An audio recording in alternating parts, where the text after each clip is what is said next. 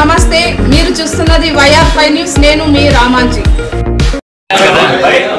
జై జగన్ జై జగన్ జై జగన్ జై జగన్. పెంచిన విద్యుత్ ఛార్జీల వెంటనే తగ్గించాలి. పెంచిన విద్యుత్ ఛార్జీల వెంటనే తగ్గించాలి. పెంచిన విద్యుత్ ఛార్జీల వెంటనే తగ్గించాలి. పెంచిన విద్యుత్ ఛార్జీల వెంటనే తగ్గించాలి. జై జగన్ జై జగన్ జై జగన్. నాయకుడి నాయకత్వం వర్ధిల్లాలి. నాయకుడి నాయకత్వం వర్ధిల్లాలి. వాటిపైన మనం ప్రజల్లోకి ఖచ్చితంగా తీసుకుపోవాలని చెప్పి ఒక లక్ష్యంతో వైఎస్ఆర్ పార్టీ దృఢ లక్ష్యంతో ఈరోజు ముందుకు పోతుంది. కాబట్టి ప్రతి ఒక్కరూ దీన్ని ముందుండి జయప్రదం చేయాలా. మళ్ళీ ఈరోజు ఇక ఆదోని నియోజకవర్గం నుండి ఈ కూటమి ప్రభుత్వం యొక్క పరిస్థితి ఏమనేది ఒకసారి మనం అంతా ఆలోచన చేయాలి. ఈరోజు గత నెల రోజుల నుండి ఈ ఆదోనిలో మరి కూటమి ప్రభుత్వం రాజకీయ నాయకులు అయితేనేమి, ఆదోని ఎమ్మెల్యే ఆదోని ఎమ్మెల్యే పార్థసారథి గారు అయితేనేమి మనం చేసినటువంటి కార్యక్రమాలు నెల రోజుల నుండి ప్రజలంతా గమనిస్తున్నారు. ఈరోజు మేము ఒకటే చెప్తున్నాం. ఈరోజు పార్థసారథి గారు మాట్లాడుతూ మొన్న కూడా ఏదో కూటమి సభలో మాట్లాడుతూ ప్రతి ఒక్కరూ ప్రజలు కూడా గమనించారు. అటువంటి మాటలు మాట్లాడి ప్రజలు రెచ్చగొట్టే విధంగా మాట్లాడుతూ ఈరోజు వైఎస్ఆర్ పార్టీ కార్యకర్తలు మీరు ఏమైనా ఉన్నా ఊరు విడిచాలా, మీ యొక్క ఆర్థికాలు అంటే ఏదైతే ఉన్నాయో వాళ్ళని మీరు మానుకోవాలని చెప్పడము ఇవన్నీ పద్ధతి కాదని చెప్పి మేము చెప్తున్నాం.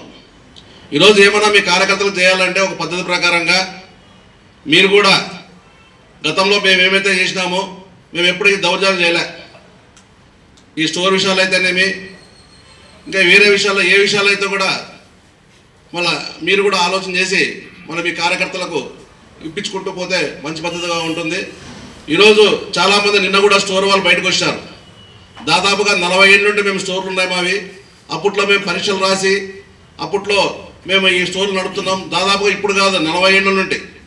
మరి ఏ ప్రభుత్వాలు చేంజ్ అయినా కానీ వాళ్ళు చేంజ్ చేయలే. గతంలో టీడీపీ ఉన్నా, కాంగ్రెస్ ప్రభుత్వం ఉన్నా, వైఎస్ఆర్ ప్రభుత్వం ఉన్నా పర్మనెంట్ స్టోర్లు వాళ్ళకి ఏవైతే ఉన్నాయో అవన్నీ లీగల్గా వాళ్ళకు ఉంటాయి. వాటిని కూడా మరి బీజేపీ కార్యకర్తలపై తలాలు వేయడము ఇది మంచి పద్ధతి కాదు. ఇది ఎందుకంటే ఎమ్మెల్యే గారు కూడా దీన్ని దృష్టిలో పెట్టుకోవాలి. ఎందుకంటే ఆదోని చాలా సెన్సిటివ్ ప్లేస్, ఇది చాలా పద్ధతితో రాజకీయాలు చేసే ఆదోని ఇది. కాబట్టి మీరు కూడా మున్ముందు కూడా రాబో రోజుల్లో అందరినీ కలుపుకుంటూ పోతూ ఈరోజు మీ కార్యక్రమాలు మీరు చేయండి. మేము వద్దడం కూటమి ప్రభుత్వం మీకు ఆదేశాలు ఏమైతే ఇచ్చింటుందో దాన్ని ప్రజలకు తీసుకుపోండి. కానీ ఒక పార్టీని వ్యక్తిగతంగా మాట్లాడము, కార్యకర్తలను మాట్లాడము మళ్ళీ ఇది చేయకూడదని చెప్పి మా వైఎస్ఆర్ పార్టీ తరఫున మేము చెప్పుకుంటున్నాం.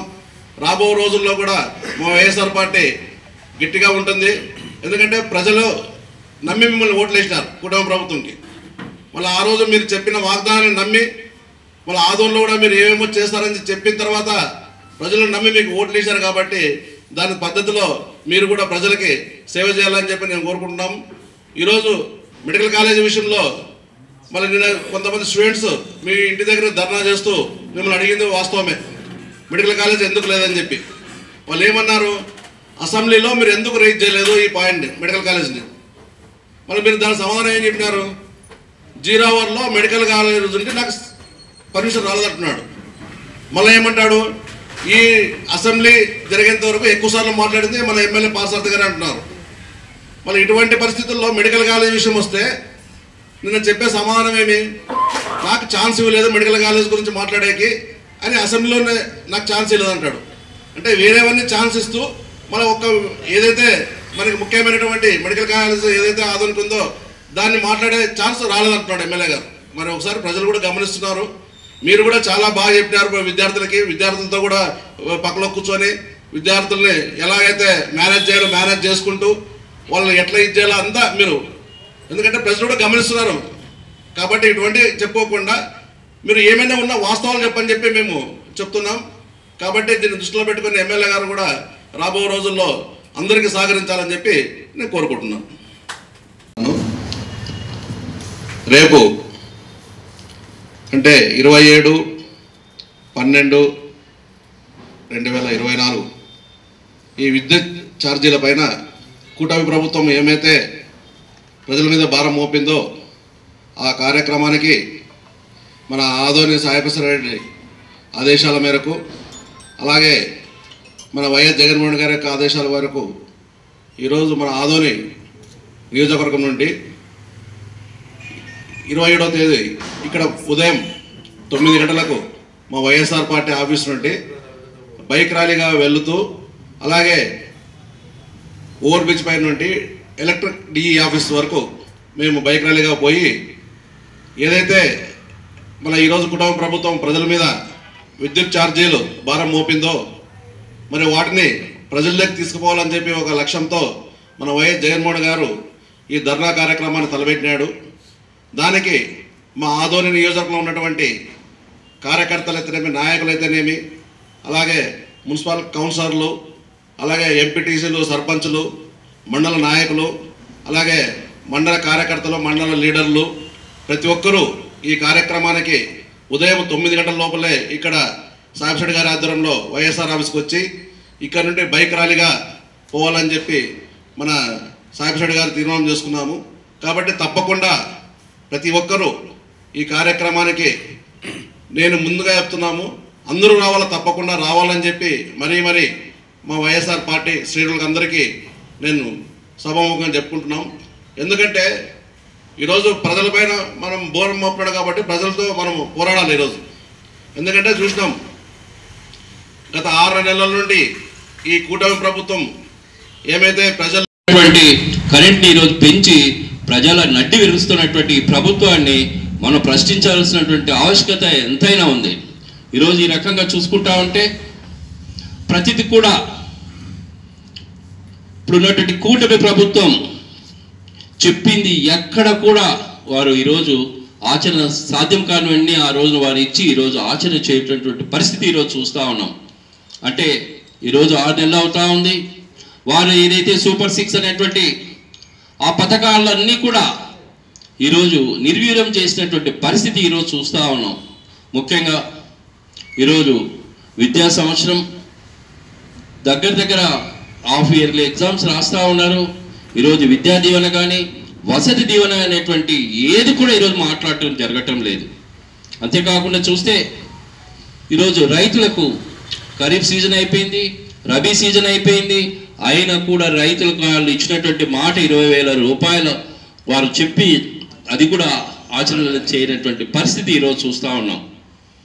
అంతేకాకుండా నాడు నీడు అనేటువంటి విధానం ద్వారా స్కూళ్ళను బ్రహ్మాండంగా కార్పొరేట్ స్కూళ్ళుగా ఉన్నటువంటి ఆ స్కూల్ని ఈరోజు చూస్తా నిర్వీర్యం అయిపోయినటువంటి పరిస్థితి చూస్తూ ఉన్నాం. ఈరోజు ఆదోనికి మెడికల్ కాలేజ్ సాయిప్రసాద్ రెడ్డి గారు మాజీ ముఖ్యమంత్రి జగన్మోహన్ రెడ్డి గారితో మాట్లాడి ఆ రోజు 17 మెడికల్ కాలేజీలో ఆదోని కోటి రావటం జరిగింది. అది ఆ ప్రభుత్వము ఉండి ఉంటే ఈ సంవత్సరము అడ్మిషన్ కూడా జరిగి ఉండేటువంటి పరిస్థితి. కానీ ఈ రోజున పబ్లిక్ ప్రైవేట్ పార్ట్నర్షిప్ అనేటువంటి ఓ ప్రోగ్రాం ద్వారా ఇప్పుడు ఉన్నటువంటి 12 మెడికల్ కాలేజీలను ఈరోజు నిర్వీర్యం చేయటం మనం కళ్ళారా చూస్తూ ఉన్నాం. అంటే చంద్రబాబు నాయుడు గారు వారు చెప్పింది ఏమిటి, ఈరోజు చేస్తున్నట్టుది ఏమిటి అనేటువంటిది కూడా ప్రతి ఒక్కటి వైఎస్ఆర్ కాంగ్రెస్ పార్టీ నాయకులు కార్యకర్తలు అందరం కూడా ఈరోజు ఉన్నటువంటి కూట ప్రభుత్వానికి ఖచ్చితంగా బుద్ధి చెప్తామని ఈ సందర్భంగా తెలియజేస్తూ ఇక్కడ వచ్చినటువంటి నాయకులకు మీడియా మిత్రులందరికీ మరొకసారి నా ధన్యవాదాలు తెలియజేస్తా ఉన్నాను. రాష్ట్ర అధ్యక్షులు గారి ఆదేశానుసారం ఈ రోజున కూటమి ప్రభుత్వం కరెంటు ఛార్జీలు పెంచిన సందర్భంగా ఆదోని నియోజకవర్గంలోని సాయిప్రసాద్ రెడ్డి గారి ఆధ్వర్యంలో ఈరోజు రేపు 27వ తేదీ జరగబోయే నిరసన కార్యక్రమానికి ఈరోజు పోస్టర్ విడుదల చేయడానికి ఇక్కడికి విచ్చేసినటువంటి నాయకులకు అందరికీ మీడియా మిత్రులందరికీ నా వందనాలు, శుభాభివందనాలు. ఈరోజు కూటమి ప్రభుత్వంలో మన రాష్ట్ర ముఖ్యమంత్రి అయినటువంటి చంద్రబాబు నాయుడు గారు వారి ఎన్నికల ప్రచారంలో నేను కరెంటు ఛార్జీలు పెంచబోమని వారు ప్రతి చోట కూడా ప్రతి బహిరంగ సభలో చెప్పి ఆ రోజు ఎన్నికలు ఏదైతే మాట ఇచ్చాడో ఆ మాటని ఈరోజు తుంగలో తొక్కి ఈరోజు ప్రజల మీద బలవంతంగా ఈరోజు యూజర్ ఛార్జీలు దగ్గర 15,000 కోట్ల రూపాయలు ఈరోజు వారు భారం వేస్తూ ఉన్నారు. మేమంటూ ఈరోజు వైఎస్ఆర్ కాంగ్రెస్ పార్టీలో ఉన్నటువంటి ప్రతి కార్యకర్త కూడా వారు ఏదైతే పెంచారో ఆ పెంచినటువంటి యూజర్ ఛార్జీలు తగ్గించేంత వరకు ప్రజల పక్షాన పోరాడతామని సందర్భంగా తెలియజేస్తా ఉన్నాం. వారు చంద్రబాబు నాయుడు గారు అబద్ధాలు చెప్పి ఈరోజు వారు పీఠం ఎక్కాక ఈరోజు మరి ప్రజల మీద బాధుడు ఈరోజు వారు చేయటం జరుగుతూ ఉంది. అంతేకాకుండా రేపు 2025 జనవరి 1st వీక్ నుంచి కూడా ఈరోజు మరి రిజిస్ట్రేషన్ ఛార్జీలు కూడా పెంచడం జరుగుతూ ఉంది. అంటే సంపద సృష్టించడం అంటే ప్రజలు నడ్డి విరిచే విధంగా ఈరోజు వారు ప్రజల మీద భారం మోపడం జరుగుతూ ఉంది. ఈ రకంగా చూస్తూ ఉంటే 2014 ముందు ఉన్నటువంటి ప్రభుత్వం ఆ రోజు డిస్కంలకు 29,000 రూపాయలు ఉంటే 2014 నుంచి 19 వరకు కూడా వారు దాన్ని 86,000 కోట్లకు తీసుకురావడం జరిగింది. మరి ఆ రోజున ఆ ప్రభుత్వం వారు ఆ డిస్కంలకు పే చేసింది కూడా కేవలం 13,000 కోట్ల రూపాయలు మాత్రమే.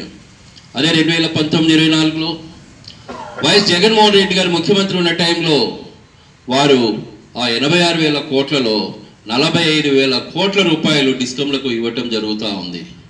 అంటే ఏ రకంగా చూస్తే కూడా గత ప్రభుత్వం పెంచింది కూడా కేవలం 50 పైసలు మాత్రమే.